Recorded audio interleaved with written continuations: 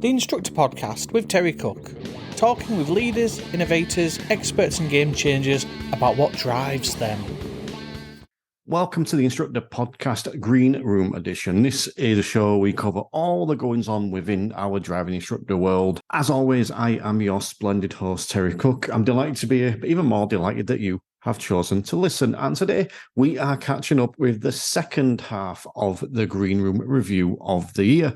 That's right, it was a bit too long, about 2 hours, 15 minutes. So split it into two parts. And today you get in the second half where we're looking at some of the things we're not overly impressed with in the industry, as well as looking at the last quarter of 2023. So hope you enjoyed the first part, and I hope you enjoyed this part. Okie dokie. So let us move on to the next question then, which I will be taking this one first, and I've just realised what it is, so I don't know whether that's good or bad, but this is the most disappointing thing about the industry in 2023. So you potentially be in your element with this one, Stewart. I've been thinking about this one a lot. The other answers came to me fairly easily for these questions. This one, and I struggled with, and I struggle for the phrasing because I think with what I'm about to describe, I don't think anyone's actually doing anything wrong. It's just something I don't like. So I'm going to be very careful not to offend anyone. So if anyone is offended, it's not meant on this occasion. Other times it is. One of the things that's bothering me is at times there's a pretense of originality and a lack of creativity in the industry. And I'm going to use the example of, because I mentioned it before, Meganars. I'm changing what I'm going to say now. Tom, you obviously do webinars, for example. There is clearly a place for that in our industry. There is a place for someone like yourself to go and present to however many people turn up for that webinar and present to them for an hour plus, whatever it might be. So people can get that deep dive, that information and all this kind of stuff. What there is also a place for is for someone to go, I like that. I want to do something different. Let's get 9 people on over 3 hours to talk for 20 minutes at a time. There are places for both of them, because what you've got there is a kind of a traditional thing that works really well and someone that's put a twist on it. What I'm getting disappointed with is I'm going to do webinars and I'm the first person to ever do a webinar, or I'm going to do a 9-person meganar that's done last year and I'm the first person to ever do it. It's like, no, you're not. This isn't original. If you want to release a podcast, which there are 5 podcasts been released this year, of which 4 are still running. There may be more that I'm unaware of. There are more than 5 podcasts being released. There are 5 driving instructor podcasts being released this year. There are 2 that I'm aware of being released fairly early next year, right? And if you're releasing a podcast, do not pretend it is original unless it is original and you're putting a complete different spin on it. You know, the same with whether it's training companies or webinars or whatever. Do not pretend it is original unless it is. There is absolutely nothing wrong with starting up Terry's instructor training company and me doing exactly the same as what you might do, Tom. Yeah. Nothing wrong with that, because there's a place for more than one people doing it. But I would go, I like what Tom's doing.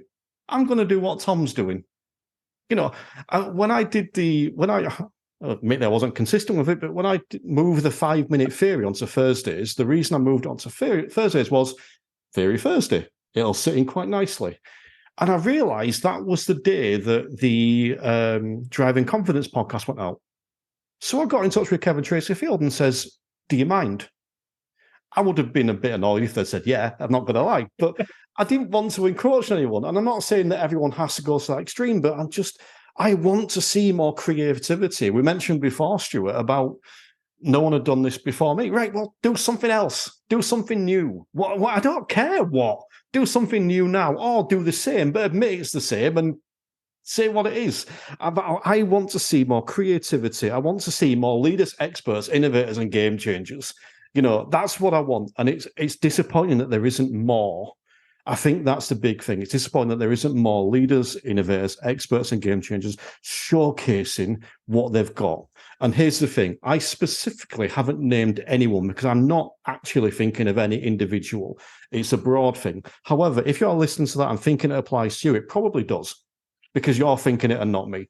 So no offense intended to anyone, but take it as appropriate and just do something innovative, all with a twist. And I'm going to shut up because I'm digging a bigger hole. Tom, I mean, in fact, you know what? This is the first time I've said it for mine because I've been saying nice things up until now and I've not wanted anyone to come back. Does anyone want to come back on what I've said there? Well, I wanted to tell you about my new podcast, but I'm not going to bother. How can I mute you? How can I mute you? I want to empathise slightly because Stewart mentioned, we didn't used to have Facebook, which I appreciate for some people might be a bit of a surprising thing. We also didn't have mobile phones. There was a choke in a car. There's a whole long list of stuff. But I set up the first Facebook group for driving instructors. And every week it felt like someone thought they could do it better. And it didn't work.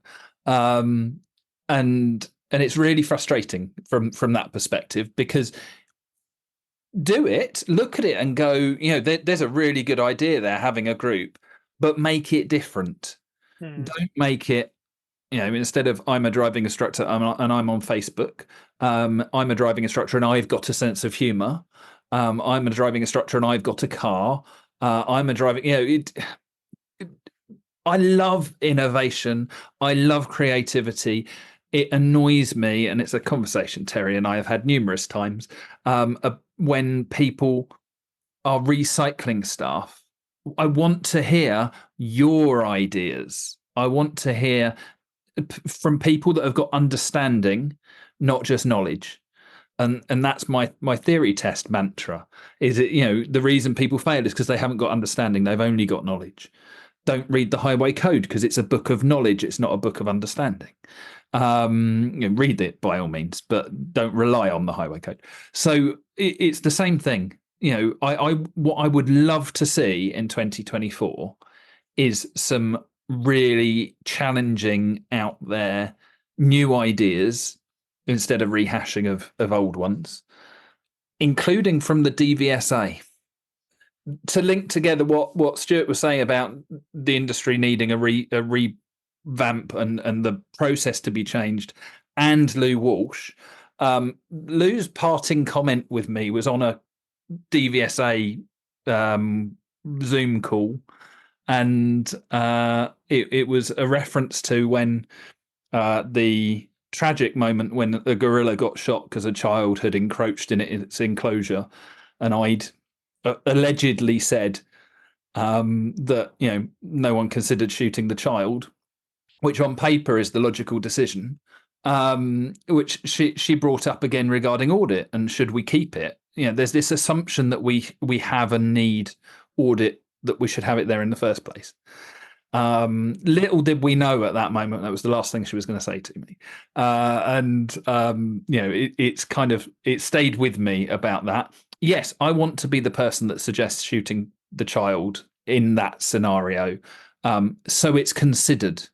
I want to challenge things in that way. Doesn't mean I'm right, but if we're not doing it, if we're not taking that approach, if we're doing the same thing over and over again, we're never going to change things. We're never going to get a different way of doing things. So, I think it's not about don't set up a podcast, don't start a group, don't bring out your own version of training, but make it your own. Don't just change the colour. Do something different about it. And I think that's I would love us to be sat here at the end of 2024 saying, look at all this unique stuff. And to note something the DVSA have done in that vein, Ready to Pass. I don't remember a campaign that even touched on what they've achieved with that. And that, I know there are statistics, but statistics will say whatever they want them to. But I just think it has, it has done that, and it's done some wonderful stuff. And there's been some great stuff, but there's been some stale stuff as well. And I'd just like to see a bit more of a challenge. And maybe that's where, these untainted PDIs are actually able to access stuff because of Facebook, because of, podcasts, because of more accessible CPD. Maybe they're able to then come in and go, I can put a twist on it before I get dragged down that route that everyone else has gone down, and we all become a bit me too. I just wanted to go back at Chris with not come back at you, just add a little point to the conversation, because it links with my next point, which is: are we giving the DVSA credit for Ready to Pass, which it's a good campaign, but they did bring that campaign in to reduce the waiting times. It wasn't anything to do with road safety. I don't, in my opinion, I don't think it was, unless anyone knows anything different. So, yeah, good campaign, but was it creative? I'm not sure. I don't know if that. I'm just throwing it out there for. I would say that there is an element of it that isn't test focused, despite its name, Okay. which arguably isn't test focused. In that they took what used to be the old measures of how the instructor was teaching. Which was, was it a full talk through? Was it prompted? And they took that, and they then turned that to focus on the learner, and brought in the reflective element into it as well. Which actually, if we're achieving reflective drivers by the time they go to their test and become independent, then I would say actually it is improving road safety. So I think there are elements there, but you've got to work with your core ingredients, and there's a lot of not road safety based stuff, unfortunately, in the industry. I think, if we follow that through, and that's down to us, if we can take that and we can take that level of reflection and sort of say, right, so now what you need to do is to sit and write a reflective log of some kind. There's lots of versions. To actually come back to me with something later. And if we're getting them to think more, which means challenge us more, and we don't like that. But if we can get that, yes, we will improve road safety. Having a long waiting list will also improve road safety. So, if in a way we shouldn't want it to get shorter. But I'm not sure I want to make that argument either. Let's keep the people off the roads. That'll keep the roads, keep them safe. I do just want to touch on one thing you said, Chris, because I can't emphasize this enough. The Instructor Podcast was not the first podcast in the industry. I promoted my podcast on Dipod, which had been running 11 years at the time. But it's like you said, it's about putting your own spin on stuff. When Motormouth came out earlier this year, which I think was in sort of March time, I think. It was, because that was when showed for me. It was in Motormouth. I was genuinely excited by that, because I thought that was going to be something different for the industry. Slightly annoyed by the way they promoted it, which was something along the lines of, unlike current driving instructor podcasts, we're going to talk about the important stuff. That annoyed me a little bit, but whatever. But then it just drizzled off. But that was the sort of thing I'm talking about. That was something. It was literally a webinar they were recording, putting on YouTube, putting that on RSS feeds, making to a podcast with different guests, including people from the road safety sector. I was excited about that, and disappointed it went. But that's what I mean, and I think that's what people need to take from it. It's that idea of I haven't even got a problem with someone copying. I actually don't. Even if you don't put your own spin on it, just don't pretend it is your own. I think that's the thing. At least be honest and say, I've taken this from so-and-so that I really like, and this is what I'm doing.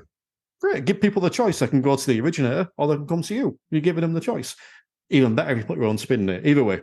Tom, is there anything you want to add to that, or do you want to share your own disappointment from the industry from 2023? Oh, I got lots of both there. Yeah. From that, I do sometimes wonder whether there is new stuff for our industry, or whether what we're all doing are just variations. And I don't like to think that there's not new ideas going to come out. But you said earlier that, we'd spoken about some training, because some of the stuff that I do isn't really, I don't see many other people doing it. But I don't think it's original. I just think that I've put a different spin on it, and it seems to work, and I've had positives from it. So I think that's a good thing. Other people might have tried it and had negatives. And so, I don't want to think there's not new ideas, but I do wonder whether we're all just putting our own spin on teaching people to drive and teaching people how to teach people to drive. in the simplest form. It's a good point, and a good example here is music. You know, there was a first song, so every song ever since then has been a derivative of that first song, and it just evolves. So it's very, very hard to be completely innovative and do something completely brand new. So for me, I haven't got a problem with what you said. If someone is just putting a spin in it or going, actually, I like this idea, this is what I'm going to do. Great. What you'll find is that then you naturally evolve it into your thing. And to me, there's nothing wrong with that. And, you know, if I'm explaining myself badly, I apologize. I just think it's that thing of, I want to see more creativity. I want to see more people go, oh, well, there's the 4-person show that they're doing monthly talking about this stuff. Well, I want to do that, but how can I make it a bit different? I know, let's do it with 5 people and we'll make it. Oh, I know, let's do it with 6 people and I'll give them 60 seconds to answer 6 questions or whatever it is, you know. And I think that's what I'm meaning. But maybe it's because this is a bit of the world I'm in as well as the driving instructor world. I'm in the content world as well. As much as I don't like to admit that, as much as I hate the phrase content creator, technically that's what I am. So maybe because I'm seeped in that world a little bit, it bothers me a bit more. But hey, what do I know? I like to use the word celebrity, actually, Terry, but as long as you don't use the word influencer, that'll make me kick you out. All right, so let's move on though. What's your disappointing thing about 2023? Actually, it's kind of along the similar lines of what you've just said there, is that I think we do have people in the industry, and I find it difficult sometimes. I have to remind myself, especially when I'm on Facebook, that, you know, we only have about a quarter of the ADIs that are actually on Facebook that we've got on the register. And so when I see all this negative stuff, I have to remember that actually there are lots of people out there who have positives. But I think that one of the disappointing things for me is some people out there who are trying to promote the things that are already out there, but saying that it's theirs, they've created it, look what I'm doing, it's brand new. And I think, well, hang on, wasn't somebody else doing that recently? Or, you know, and that's kind of links me back to what we were saying a moment ago, actually, is there new ideas, or are we putting our spin on things?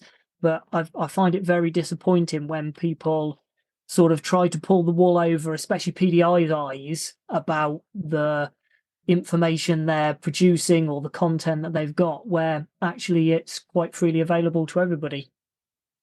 Yeah, I like how you phrase that. And I'm going to use my own example here as well. I'll go back to when I first released this podcast. Right back on episode 1, I was promoting Dipod, and I forget what it was called at the time, but currently the incarnation of Kit, that podcast from episode 1 of mine. And I was doing that because I'm like, if people listen to this and don't like my style of show, I want them to go and listen to this, where they can still get, you know, potentially the same information, but in a different style. I never came out going, yeah, this is just me. These guys are doing something completely different. Even with we spoke before about your webinars, then I host some on my premium content. I call them expert sessions just to be a different name and to annoy people with the word expert, obviously. But there is a tiny difference with them, but I don't bang on saying this is the world-changing difference. It's not. There's a subtle difference, but even with a subtle difference, I don't know if anyone else is doing that, because I haven't checked every single webinar ever done. So we can try and do stuff, and I think that's the big thing, and I think you kind of touched on it. We need to make an attempt. So, yeah. I'm getting very ranty. Let's move over to Stewart. What's your disappointing thing from 2023? I'll just finish off the copycat stuff with my own personal John Farlam story. John Farlam got very upset with me because I wrote a driving instructor training course. It was completely original. You'd never seen anything like this in your life. It was like never been done before, right? But I called it the Caledonian, which is the name of my driving school, the Caledonian ADI Masterclass. And I stuck some stuff up on Facebook about it, and we had a couple of passes, and I used the hashtag Caledonian ADI Masterclass. It was a couple of months later, I woke up and one morning, I had like 10 messages. I had like maybe 3 or 4 WhatsApps and 5 or 6 emails from friends and from some colleagues down south, saying that John Farlam had written a newsletter to his subscribers, basically accusing me of fraud and all that kind of stuff, for using the term masterclass. which he seemed to think he owned. So that was I got into trouble for that. So every now and then on Facebook, when you see a Caledonian Part 3 pass, you'll see the hashtag not the John Farland masterclass. Because that annoyed me a little bit. So that was just to finish off that your rant, Terry. I had one of that. I was on the other side though. I was the copycat apparently. I had a couple of kind of disappointing things in terms of the industry. Very pleased with all of us that we've not managed to mention the DVSA in the disappointing things. So I'm not going to mention the DVSA. My main one, actually, no, I'll start with my second one because Tom kind of alluded to it as well. It's really difficult to, it's going to be really difficult to do the stuff that we want to do in terms of changing the culture of the industry when there's not that many of them in the one place. Facebook is a terrible place to do anything. It's the only place we have because it's got the biggest number of driving instructors. But even then, it doesn't have that many. So where are the other ones? That's a bit of an issue. Maybe that's not a disappointment. That's just something that irks me because I can't see any way of changing that without massive DVSA influence. But the one that annoys me the most, it's annoyed me for a while, and I think it always will annoy me, and this might be slightly controversial, is driving instructors, but specifically the pass rate. The national pass rate is a bit of a disgrace in my opinion, and I'm fully sympathetic to the arguments of people like Fiona who work with the deaf community, people like Judy down in Lanark, and many other people who work with people with physical and cognitive kind of challenges on that front, because we've gone through it all with the trigger system and pass rates. But I can't accept that that's what's bringing the pass rate down to 48% most recently. And when driving instructors go off on one about the trigger system, outside of those examples that I mentioned previously, I find it very difficult to take their side. And in the same way that I find it difficult this is my equivalent of a rant, I guess. I'll try and keep it short. I find it very, very difficult to listen to driving instructors who say, well, actually, do you know, I've always done coaching. I've always been a coach. And then to see those same driving instructors have a complete lack of self-awareness. Because if you don't have any self-awareness, you're not a coach. And to be so unaware of the fact that as a group, a part of the population, that are trying to be better, that are trying to get into coaching, that we're trying to address the higher levels of the GDE matrix, and we're still struggling with the lower level. We still have a bit of an issue with the lower level as an industry. So that for me is the most disappointing thing. And you know, I'm saying about the lower levels of the GDE and skills based. Obviously, we don't have the data about why people are failing their test in terms of. I know we have some data in terms of, you know, observations at junctions, but we don't know if that's lower levels or higher level stuff. Mm-hmm. But it's stuff that really annoys me, and I guess you build into that. We don't actually know why people pass their driving test. Terry Lefterry does a good bit on this, and talking about why that list really, really annoys him.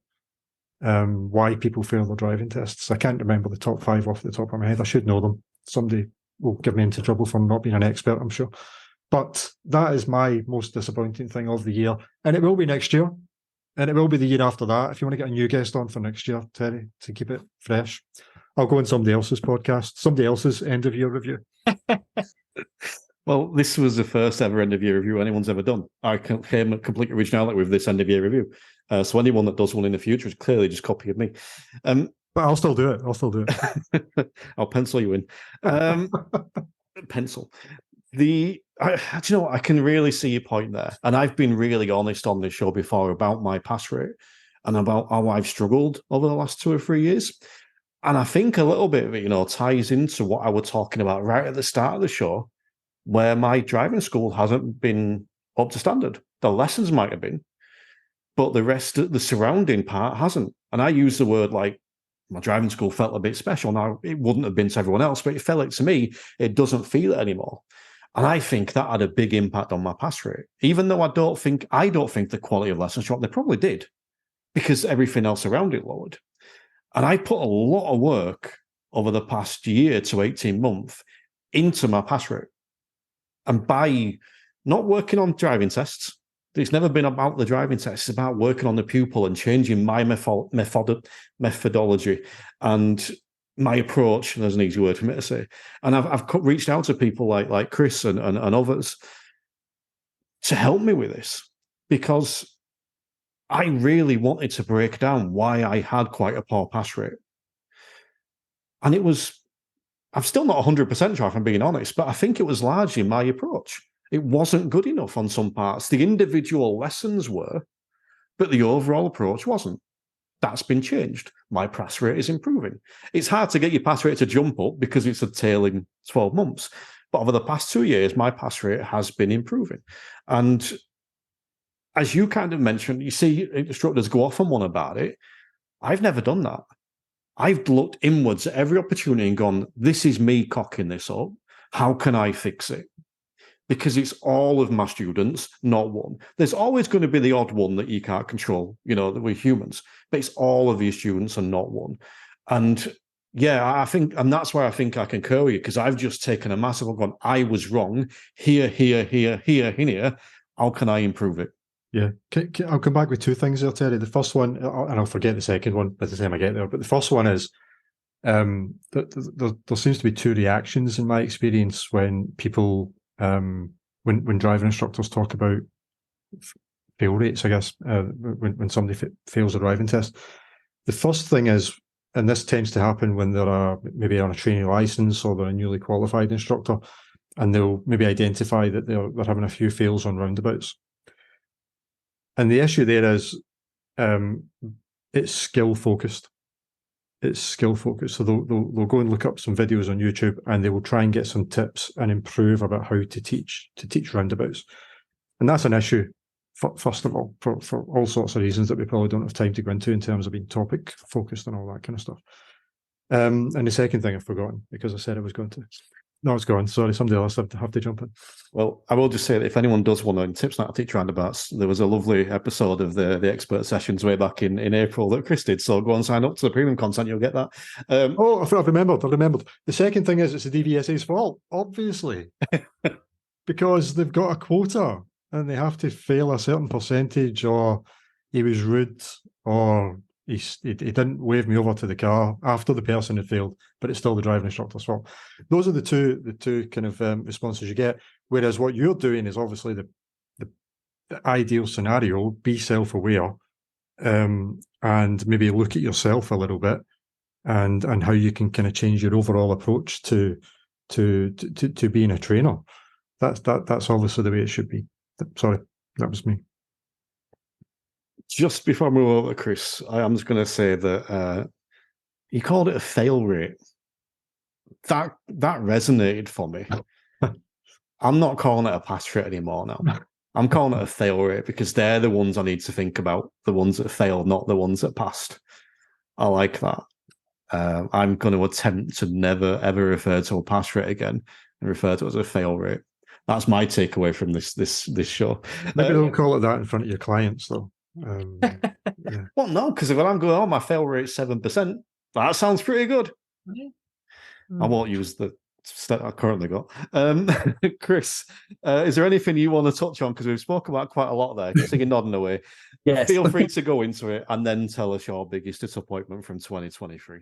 And I think that there were a couple of things that just stood out. I think the fail rate touches on something that I've been, very aware of recently, which is when instructors say, I've got a really good pass rate, and that's supposed to be some kind of measure of of how good we are.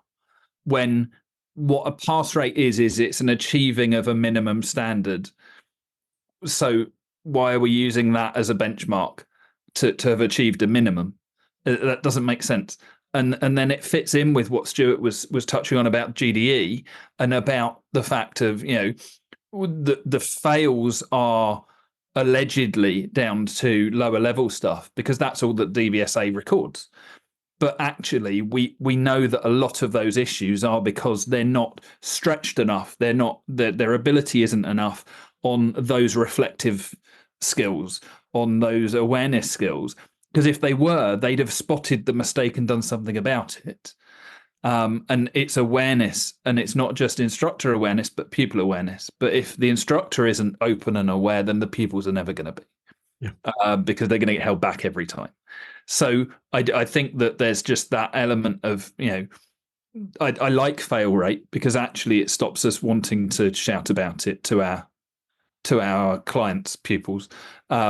Maybe that's what we should start calling it all the time, because that way it's not what we're going to refer to. What we're going to look at are what are our successes, and our successes are those moments that we love, the things that make you light up as an instructor, which is the pupil who's failed numerous times elsewhere, not necessarily at test level, but along the journey. It hasn't worked for them because of the instructor they've been with or because of the approach that they had. And we are the one that's been able to unlock that. Every instructor knows that that's the reason that we get up in the morning, is for those ones where we achieve something. And they're the ones, that I would like to hang on to. I'm also going to start referring to fail rate. I won't promise that I won't tag it as my no. We've said we won't do that, isn't it? Yes. I stole your minimum standards one once. So I've already put it on Facebook now. I will happily refer to Stewart's fail rate. No, please don't. Please don't. And what was the question? I don't want anyone talking about my fail rate. No, let's not do that. Just to finish off on that, unless you've got something else, Chris, the pass rate being as low as it is my big thing. That's why I brought it up. But I put a post out a couple of weeks ago on one of the Bright coaching things, just to kind of talk about the fact that the pass rate is the most important thing, and what is the best driving instructor. So it used to be the pass rate, and then it used to be the cheapest. Or first of all, it used to be the cheapest. Then it used to be the pass rate. Then it used to be who's got the A grade. And I'd like to see us just kind of move that on and have driving instructors who have more things to give to the learners, which I think kind of chimes in with some of the stuff that you were starting to talk about there. Just more stuff that we can do for learner drivers that will enable us to reach that higher level. But again, to go back, if the instructors don't have the skills, the approaches and the ways of thinking about coaching, in my opinion, none of this stuff is going to get off the ground. Can I add something in there as well? And I'm sorry to be the one to be rather negative, but I think it's important to look at both sides. Do you not feel that we're restricted though? Because, and I think we need the DVSA or other bodies to try and help us with this, but I think most of the learners that turn up aren't interested in that. They're not interested in what we've got to offer other than, can you get me to pass my test in the shortest, most cheapest time? Yeah. So and although I don't agree with it at all, the same as PDI and ADI training, I think people need to look at the bigger picture. However, we live in the real world, which is the unfortunate thing, and we're always restricted on what our customers want. So I had this exact conversation, the exact same point was made by one of our driving instructors recently on a Zoom call we were having. And it's about market forces. What does the market want? The market wants to pass the test in as short a time as possible. They're just about over the fact that it's not going to be cheap now, but they still want to pass, and 10 lessons or fewer would be brilliant. My challenge to that would be based on what I've just mentioned. I want to live in a world where driving instructors' websites, it's common for driving instructors to say that we will offer you bespoke theory test training, one-to-one theory test training, whether that's on by themselves or whether it's outsourced, I don't care. It's not just what my driving school does at the moment is the wrong way. There you go, there's the free pass to Theory Test Pro. That's a cop-out, and Chris is absolutely right to call it out. I also would like to live in a world where driving instructors' websites have things like, we're going to teach your kids about the limitations. We're going to teach your kids how crap they are at looking. in thinking because of their age. We're going to teach our kids about the specific challenges that they're going to face around having passengers in their car, around driving at night, and all this kind of stuff. And I'm going to teach your kids how to do that properly because I've actually gone and done some CPD in it. I've gone and learned these are all the courses that I've attended. This is the way I was trained. This is what I know. Here's some reviews. And here's Jimmy's review. This is Jimmy, and he's saying, do you know, we parked at the side of the road and talked for like 20 minutes about, I don't know, saccadic masking, where, you know, you actually miss things because of the way that your pupils work. And that just made a huge difference to the way I started making observations at junctions. Why can't we have that on driving instructors' websites? And if we do that, again, you've got me on my soapbox now. This is going to add an hour on to the podcast, Terry. It's another cultural change. Yeah. Because the generation, the generation that is the biggest problem at the moment is our generation. It's the parents. Because that's the way that we learn to drive. I learned to drive in, I'm not going to tell you when I learned to drive, but I learned to drive in like 14 driving lessons. It's my generation that is the problem. That culture needs to change, and we shouldn't accept it. I get your point, and you're absolutely right, Tom, but we shouldn't accept it. No. The same way we shouldn't accept poor uptake of CPD with driving instructors. We should still be trying to change it. Soapbox now is passed over. I accept kindly. I think I agree with you both. And what I will say is where I concur with, well, screw it, I agree with you both, because what you're saying is correct, Tom. It's what people see, but they don't always know what else is on offer. No. I think that's kind of what Stewart was saying. And I go back to what I was saying before about my driving school. That's kind of some of the stuff I used to talk about. I can remember one of my most ever non-viral posts was one where I put a post up saying I recently saw a driving school talking about how they deliver 1 hour lessons and you will drive for 58 minutes. And I want to talk about the opposite, because I deliver whatever length lesson you want and we will drive as long as you want. And if that means we're doing a 3 hour lesson at the side of the road, then that's what we do.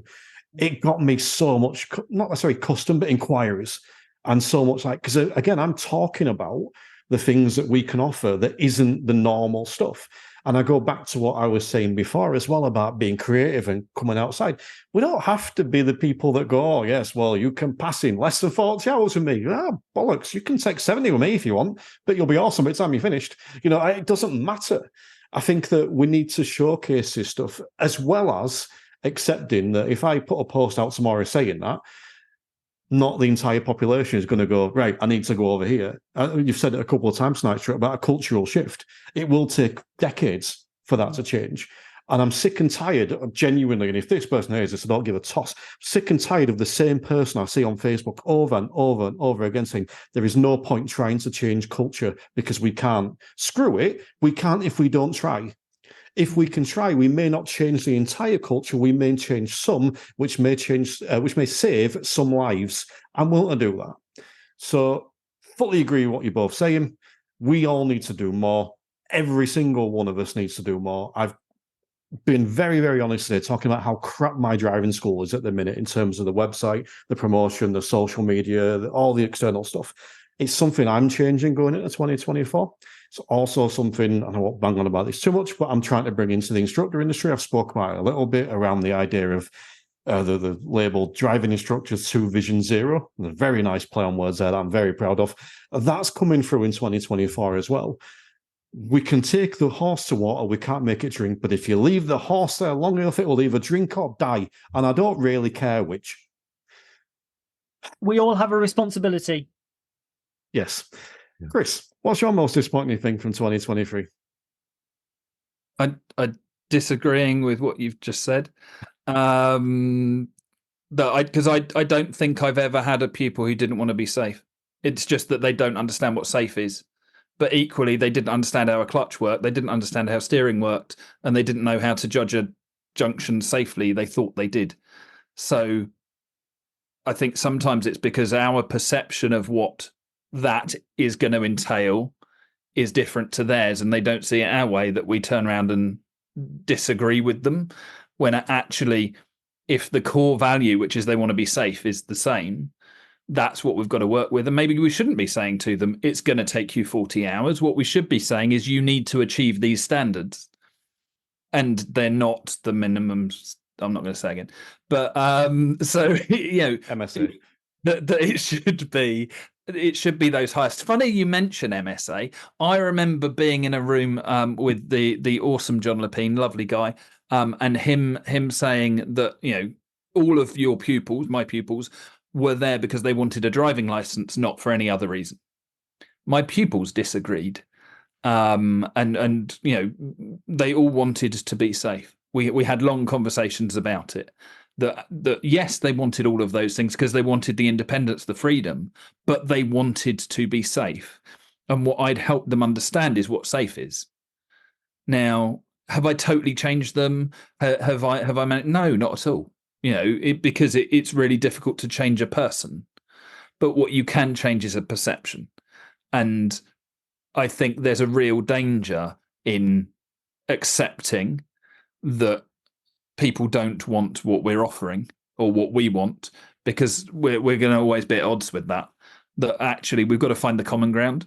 So while I get it and I understand it and I get where it comes from, I think we have to accept that people don't want to go and die. It's just they don't understand what the risk is. So yeah, but for 2023, my biggest disappointment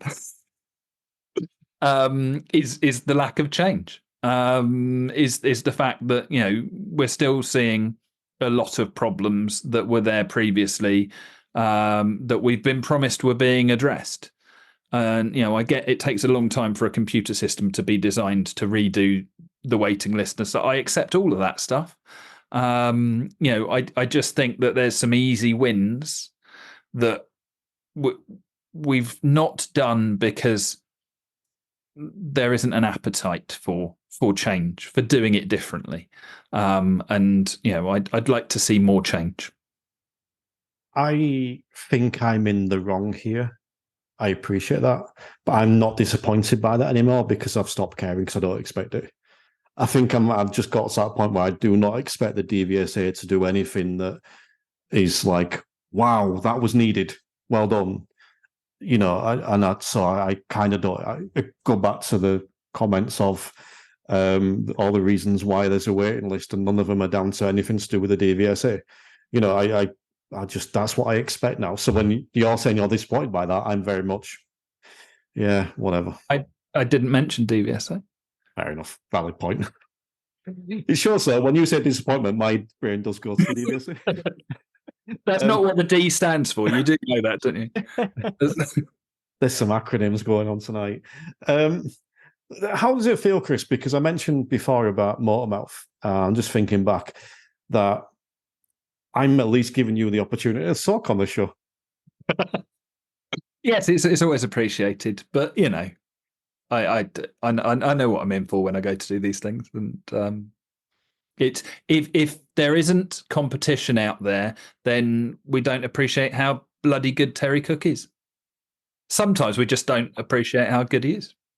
I think sometimes people overestimate how good I am. Anyway, moving on to quarter four. And speaking of people who aren't given an opportunity to talk, there was a NASP webinar in the final quarter of 2024, hosted by Carly Brookfield. So the chair of the MSA and ADINJC were also there. And for at least 7 minutes, we're given the opportunity to talk around Carly Brookfield. Other things that took place in the final quarter of this year.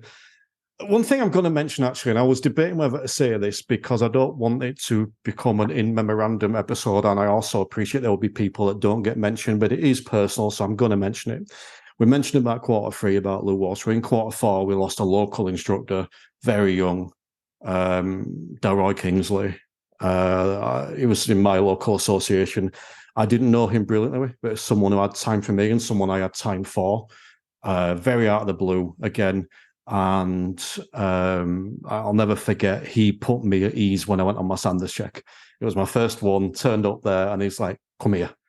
I had a word, calmed me down, and I went out and passed. And I don't think, well, he helped, let's put it that way. He definitely helped. So I wanted just to give a little mention there. And it was one of those occasions where at the funeral, I unfortunately couldn't make it, but it was one of those occasions where at the funeral, all the instructor cars went, and there was a big line. So yes, I appreciate there will be people with losses here that haven't been mentioned, but it's my show, that was personal to me, so I'm gonna a little mention to Dell there. But moving on, quarter three was full events. We had the DIA conference, we had the expo in Nottingham, and I hope I've got my place right this time.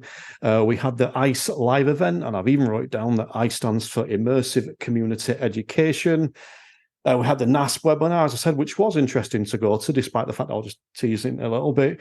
The Big Learner Relay took place in all kinds of weird and wonderful ways, which was lovely to see. People doing their own thing and still raising money for children in need. And seeing Lou get the shout out on the night as well was also lovely. It was also the time when Chris got a viral sensation, which we spoke about on the show previously. And I think we can safely say one of the biggest events of the year, the Bright Coaching Qualification, was released in this quarter as well, which Stuart has been waiting patiently all night for me to mention, despite the fact that I forgot then as well as previously what it was called. But that was the final quarter of this year, largely surrounded by different types of events. Not an awful lot of news actually going into the final quarter of the year, I don't think, but anything there that anyone wants to touch on, anything you want to mention about the qualification, Stuart, or anything else? I wanted to ask about ICE. I didn't go to ICE. I've been wanting to go for a couple of years now, because I actually have a couple of VR headsets that I've had since before COVID, and we had the VR. I'm sure loads of people have seen it. The video, which was produced by, is it the Leicestershire Fire Service? Is it that one? Yeah. So I wonder how the stuff that Liz Box has just been published for the shock tactics stuff not having an effect. I wonder how that fits with the ICE conference, and I'm asking it of general curiosity. I'm not being difficult to try and poke. I'm not a general curiosity about what the future of ICE and VR is against that backdrop of Liz Box's research. That's a really good question. First thing I'll do is plug that there was an episode all about it way back, just before the start of season 6. I spoke to some of the people there, including the Leicestershire Fire Department, about that in particular. They are coming back on in season 7, and one of the things I'm going to ask about is the shock tactic aspect. For me, there's enough there that isn't about shock tactics, and one that springs to mind immediately was the bikeability stuff. You know, they're putting kids on bikes with like big screens in front of them, and they're cycling down there and seeing, and it's not about seeing crashes, it's about where they're looking and what they can see when they look. So it's not all about you're in a crash and this could go wrong. It's different ways of putting them in that environment in a safe way to learn from this thing. This is just my opinion, and I appreciate Liz Box's report may disagree with this. I think there's a place for both. I think that if you, I don't know the percentage, but put 90% of the education in and a little bit of the, and this is worst case scenario, I don't think there's anything wrong with that. I think that for too long, the balance has been too much the other way. You know, look at all I can remember the adverts when I was a kid about if you go near a pylon, about you're going to get electrocuted, and those horrific public education films that used to go out that I've been seeing on Twitter recently, but I can remember them quite clearly. So, I think that there's a balance to be had. But anything you want to add on to that, Chris, because you were there as well? I think regarding the industry, it's the affordability and accessibility of the issues, partly because of the cost. So I think what we would want from a training perspective, if you're looking at it as a direct replacement for something that we've already got, we're not there. We're not going to be there for a good while. There's ways we could make use of it, but we need people with the technical understanding and a bit of innovation that we were talking about earlier to be able to come in and find ways to retrain the way that people's perceptions or the way that people think in those core cognitive skills that are then useful. And we often do that with driving instructors with the, well, it's not a computer game. Well, maybe it can be. And maybe there can be games that develop skills. There's a really interesting study in America that I'm trying to tap into at the moment, which is working with people with ADHD who are 4 times more likely to crash because of inattention to mirrors or over attention to mirrors, actually. So they're looking away from the road for too long. And that with an hour looking at a computer screen, nothing fancy, they can correct that and bring it inside the norms of non-ADHD drivers. So that there's techniques that could be used. I think we're looking at it too much like, can you put them in a car and can you teach them how to do a junction? And at the moment, that's mega money and there's issues there. Regarding the hard-hitting stuff, my issue with it has always been that we hit them hard and then we let them spiral and suffer. Now, that doesn't work on the people it needs to work on. And the other people don't want to get back up again and get in the driving seat. It puts them off. And what we haven't been good at doing is producing a coping strategy approach that follows that hard-hitting stuff. And from what I understand of the research, it's been looked at in isolation of going, if we scare you, is that going to make you safer? But maybe if we show you the danger and then say these are the things you can do to improve, that's when there's actually a pairing that could work. Have we got to be in fear of our jobs yet? No. Are there tools that we can use to benefit? Yes, absolutely. There's already a very basic HGV mirrors app that you can check out on the TRL website for kind of looking at blind spots around HGVs and things. I don't know any instructors that are using it. It's something I've recommended to a few people, but I helped design the PDF that goes with it. So, it's a glory project for me more than anything else, because I get to go, oh, look, I did this. But it's tapping into what we want. I don't think we want it. Not enough for it to start happening yet. Is it worth going to ICE to the actual conference? It's not cheap. For what it is for us as instructors. I think it's really important. We're very much on the fringe of it because of what we do. I'm very glad I went. I don't know if I'll go again next year. But if you're going, Stuart, I might reconsider that. So. If I'm going, will you reconsider the other way? Yeah, absolutely. Does that answer your question, Stuart? Absolutely. No, absolutely. There was lots of information. Thank you. Tom, Chris, is there anything you want to come back on the final quarter of 2024? £40,000 for children in need via the Big Learner Relay. What an awesome tribute to finish on. Yeah. And obviously, when I said that, I meant the final quarter of 2023. Tom, anything from you stand out from that? A small plug, really, actually, just for NASP.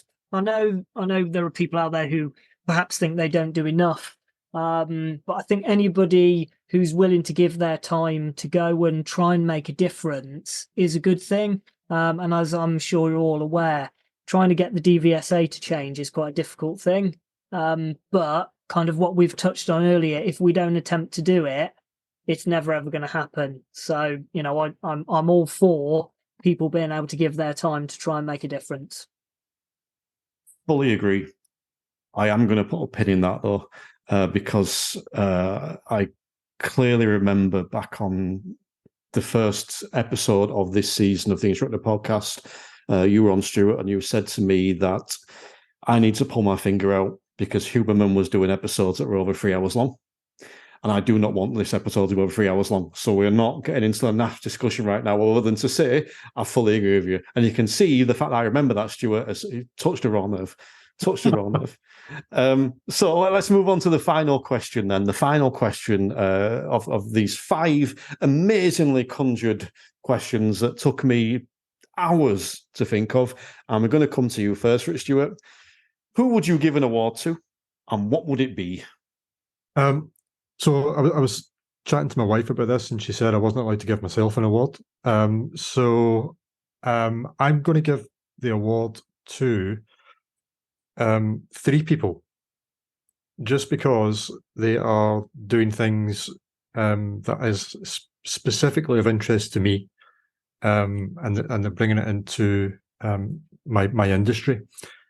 And those people are San Harper, Sophie Thompson, and you, because you're into this kind of stuff as well. And it's about well-being, not mindfulness specifically, although that can be part of it. I'm not particularly into mindfulness, but the whole concept of well-being for driving instructors is really, really important. I mentioned earlier on about my kind of history. I've got issues with my health, and anything that we can do, whether that's as a podcast, as an association, as business owners, as San and Sophia, that can help disseminate information, good information. That again, and I'm sorry to kind of keep repeating the same phrase, that can just change the culture a little bit and get people looking after themselves a little bit more, recognizing that we do actually only have kind of one body, and that we cram that body into a tiny space for X amount of hours in the week. If we can do anything to help driving instructors to cope with that, that has to be a good thing. And that's very new to the industry. There wasn't anything like that when I came into the industry. So that's my trophy, is to anyone who's involved in the health and well-being, whether that's physical and mental well-being of driving instructors. I think that's a great show. I really do. And, you mentioned specifically San and Sophie there, and I think that's two amazing people that are doing amazing things. And no disrespect at all to Sophie, but in particular, San, you mentioned that it wasn't going on. She's really kicked into gear with that over the last few years. Sophie's doing a great job as well. Obviously, both of them could contribute to the stuff I do. But yeah, I'm big advocate for instructors looking after himself. I got quite annoyed today, actually, because I was having my morning scroll on Facebook, and I saw someone had put a post up saying, finally giving in and going to the doctors. And it did that thing where just before I went to comment or reply, it shifted, and then I couldn't find it, and I couldn't remember who it was. And I wanted just to reply and go, you're not giving in, you're doing the right thing, and kind of put that sort of comment. And I think that's it. It's like, we're too quick to go, I need to, lack of expression, man up and get through and all this kind of stuff. But we've got to look after ourselves. We're talking about what they're doing with the students, about the GDE matrix, the different levels, about all the stuff around that, but we need to do it with ourselves as well. So I think that's a brilliant shout, Stewart. Chris, who's your award going to? I had lots of thoughts on this. And I then kept coming back to the same thing, which is it's going to a number of people collectively who made me feel incredibly humbled by how amazing they've been, and I feel have been, in an odd way, unrecognised in being so, which is Blaine and Blaine Walsh, Amy Cullen, Lou's sister, the whole family, who achieved the acknowledgement and support of public grieving when I don't doubt for a second they didn't feel that they wanted to be, but they were very aware of it and everything else. And I think they've been bloody amazing. And, they've been going through some real shit. So, it must be an incredible, I don't think I could have managed it. I found it hard enough doing the podcast that we did. So yeah, those guys, Lou's kids, her whole family, I don't think there's anyone else that I respect more this year, for what they've gone through and how they've done it. And she would have been proper proud. So I could have slated the DVSA with a trophy, but I decided that it was much more important to do that. I don't think I need to add anything to that. I think it's a great show. Great show, Chris. Tom, who's your award going to? I'd like to give an award to a driving instructor. Stewart knows him. He's a guy called Jim. He's only been in the industry for a few years. And the reason I'd like to give him an award is because of many of the things that we've said in this chat today is his enthusiasm is just unrivaled. I trained him as a PDI, and I'm currently training him probably on a weekly basis, whether it's just through phone calls or through meeting up. And his enthusiasm to improve the industry, considering he's only been in it for a couple of years, I just think is what we need more of. I don't know what the award would be, just for being awesome, because I like that word as well, Terry. So I think we could probably give an awesome award. And yeah, that would be the one for me, because I think we need more people like that who are looking to make the changes we all want to make. And I think with the more people we've got behind us to do that, hopefully it's not going to take 10 years to do. Hopefully it will take less time. I must admit, I like the idea of an awesome award. I think that I will have to get some made up next year, and we'll create his own awesome awards. Screw the other award ceremonies. These awards mean more. We're going to get the awesome awards, and we all get to do one at the end of the year. So you're basically stealing the idea from Intelligent Instructor. Is that Yes, Intelligent Instructor were the first people to ever do awards, and I am stealing that idea. And definitely not going to do it in the same month as them in any way competing, because that would be a complete accident and unintentional. Because how would I know when they do their annual awards every year? It's beyond me. I don't know how I don't get into more trouble. I do just want to mention one thing though, Tom, because you've said this a lot and I like it. You've said the word enthusiasm and enthusiastic a lot tonight, and I like that. I like that that's an attribute or a quality you're drawn to. It makes me like you more. Oh, good. Well, hopefully I'm enthusiastic in using the word. But yeah, I feel it's an important thing that we need as a skill or a quality in instructors that perhaps we don't have. And hopefully we can promote it more. And if you can be equally as enthusiastic about promoting this episode, I'll be more than grateful. Of course. Yes. My award. Now, the only thing longer than my list of nominees for my award was my list of failures this year. But I narrowed it down to one person quite quickly, because I don't think she realised quite how much she helped me this year. I've actually given this award a name, which is the Looking After Terry Award. That's what I've called it. And it's to Emma Cottington, because she's been amazing for me this year, probably more so in the last sort of 9 months of the year. But she's looked after me in ways that she probably doesn't realise she's looked after me. Just like messages, checking in regularly, not accepting like okay as an answer. You know, when we do that, okay, are you? Oh, fuck off. That kind of thing. And so, yeah, I wanted to give a very sort of special little shout to Emma Cottington for just generally being awesome. She also gets the Awesome Award, but the Looking After Terry, maybe this is going to be an annual award. The Looking After Terry Award this year has gone to Emma Cottington, who I will also mention, throw into your quadrant, Stewart, that she's a mental health first aider who is looking to bring that massively more into the industry next year. I know she's on a course in February. She's coming into do stuff for the premium content. So all around that mindfulness, self-care, mental health first aid. Another one to chuck in there with Sam Harper and Sophie Thompson. Excellent.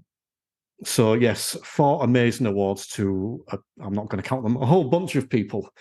So does anyone else have anything to chip in on anything we've spoken about tonight? I think we've gone quite lightly on the DVSA. I think we should all be proud of ourselves. I haven't said my last question yet. Would anyone like to take a moment to say anything about the DVSA? No, let's leave them. The only time I've tried to mention them was obviously during the quarterly wrap-ups, but they are the governing body. They're key to those points. So, yeah, we should be pleased. But do you know what? I will say this. Me and you, Chris, did an episode recently where I asked for questions from the listeners. And we said at the time, very few questions about driving tests, about the DVSA, or not at least specific to the obvious things. And I think that just maybe an echo chamber, maybe a slight beginning of a culture shift. Who knows? Either way, I'm happy with it. So I'm going to come to you first, Chris, because you know what you're doing. Do you want to take a moment to tell people who you are, where they... Oh, let's do Still Black. What's your name and where do you come from? The highlight of my year. I've been told I know what I'm doing. Yay. So I'm Chris Benstead from Theory Test Explained for all your theory needs, the DITC for all your driving instructor and driving school needs, signposting platform for the industry, where I will tell you to go and speak to the other guys that are already in the room. But I'll tell you which ones to talk to. I'm good at that. So please get in touch. The DITC website is often the best place to get hold of me, theditc.co.uk or theorytestexplained.co.uk. Regarding the theory test, if someone wanted to send their students or someone on TikTok, who would they be better off sending them to, Annie or you? If they want one-to-one, send them to Annie because she sends them to me anyway. Don't know how to respond to that, Stuart. Do you want to take a moment to tell people about who you are and what you've got to offer? Yes, I'm Stewart. Pleased to meet you all. And I'm the founder at Bright Coaching. And at Bright Coaching, we have written a professional accredited qualification for driving instructors called the PDA Level 7 in coaching, behavioural change and driver psychology. It kicks off next year. The first course is full and the second one will be kicking off in July. That'll be open for bookings from January the 4th. And if anyone wants to get in touch, you'll find me on Facebook. Should have mentioned this before. All these links will be in the show notes, particularly sign up to Stuart's newsletter today. Put a lovely one out, appreciation post, of which I came second, or whatever. But thank you for the nice comments in there. It is appreciated. And like you said, you have launched a second cohort for your qualification. I am fully intending to be on there. I will let you into a secret after the show, but I'm fully intending to be on there. Gutted I couldn't make the first one, but fingers crossed I can make the second. How excited are you? How pleased are you with where that's gone? I'll tell you what, Terry, I'm absolutely exhausted. I am absolutely, I'm knackered already. I'm looking forward to, we should be getting over the final kind of dotting the I's and crossing of the T's by the end of January. And then I'm probably going to take the whole of February off just so that I'm hitting March kind of nice and smoothly and kind of sanely. It's been a brilliant process. Everyone's just been so enthusiastic. People like yourself, helping spread the word. People at the NGC have been fantastic as well. And the only reason you didn't get number one, two of your premier members who are watching online with us this evening have signed up for the qualification. I think two of them anyway. And they were obviously number one because the customer is always the most important person. So, because you weren't good enough. Better luck next year. Anyway, so I mean, thank you. On a serious note, thank you, Terry, for everything you've done to kind of help spread the word about Bright Coaching. I really appreciate it. I am always happy to promote quality, usually. But yes, no, I'm a big fan of what's going on there, and I appreciate how exhausted you are. Maybe explains the hint of grumpiness tonight. The hints of grumpiness. Tom, do you want to take a moment to tell us what you have to offer and where people can find you? I don't have anything original. I'm supposed to get that out there now. So yeah, I run audittrainer.com and do everything from CPD to train the trainer. I do quite a bit of train the trainer courses. One of my selling points, which I mentioned earlier, was delivering additional training for PDIs and ADIs where we deliver the training around their needs instead of the learner. So I supply a learner who comes along free of charge and loves to have free lessons. And we structure the training around what the trainee needs at the time, which hopefully will transfer to how they should be delivering their lessons as well. But again, we live in the real world. So yeah, I'm also head of training, recently just taken on the role of head of training for the ADI NJC. Here's a little secret, behind the scenes secret for people. I often use my premium content as like an introduction for people. So both you and Tom, well, Chris has been on as well, but you've done an episode I do called the Standards Check Checklist, where we dive into the competency of the standards check. And I often use that as almost like a little trial. Let's see how you are. Let's see how good you are. And if you get through this episode, then you will be back on. And that's a barometer. you've both been back on. So that says a lot, I think. And also, I kind of mentioned this before, we've planned for me to come and do some training with you in the new year. I like some of the things you've spoke about. I like your approach. One of my big things, and this is, I hope, not taken as a criticism by anyone else, but one of my big things, I have a real fear of judgment. And I don't know where that comes from. That's one of my fears of a standards check. Is someone sat in the back of the car judging me? I hate it. It's one of the fears being on here. And I have no fear of judgment with you, Tom. So I'm very much looking forward to getting stuck into you later on in the end of the year. And that, I don't necessarily mean that the way it sounded. But yeah, either way, thank you guys for joining me. It's been brilliant. Quick shout out to my stuff. So obviously you are listening to the Instructor Podcast. We are currently wrapping up season 6. In fact, this is going out on the last day of December, which I think is the 31st, which is also the last episode of the Instructor Podcast season 6, which is Kev Field and Neil Whiteman of the Audit Academy talking all things audit, trying to convince me if it's worthwhile. And it did take a bit of convincing. So both those episodes going out on the same day. So make sure you check them out. We are then on hiatus until March, where I'm coming back with a brand new series, Series 7, which is all around road safety / Vision Zero and how we can bridge the gap between driving instructors and road safety campaigns, because there is a gap, even though there shouldn't be. So that's coming back in March. However, before then, we have got the Meganar, which is probably on the 17th of January. And we've also got Driving Instructor Day on probably the 16th of March, where we are doing a live 6 for 60 on my Facebook page. There's all kinds of stuff you can catch up there. However, even though we're on hiatus, there is still the Instructor Podcast Premium, where you can go and get access to over 140 exclusive shows, specifically for premium members, with at least 3 added every month, as well as getting all the shows early and ad-free, including this, which means I've got to edit tonight after I finish. But either way, as well as 2 new tiers I've just put on as a bit of a trial.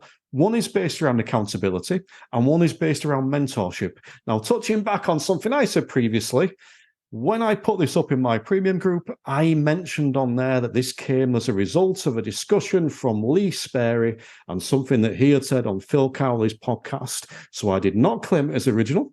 I claimed it. Lee had said this. I'd been thinking about this. Let's put them together and create this. They're on there as a trial. If no one's taken them up by January, I'm bringing them back down again. But either way, they're there. www.theinstructorpodcast.com. All that's left for me to say is, first of all, I hope no one has taken offence, but the only person I want to apologise to, organisation, is the MSA. And secondly, let's just keep raising standards. The Instructor Podcast with Terry Cook, talking with leaders, innovators, experts and game changers about what drives them.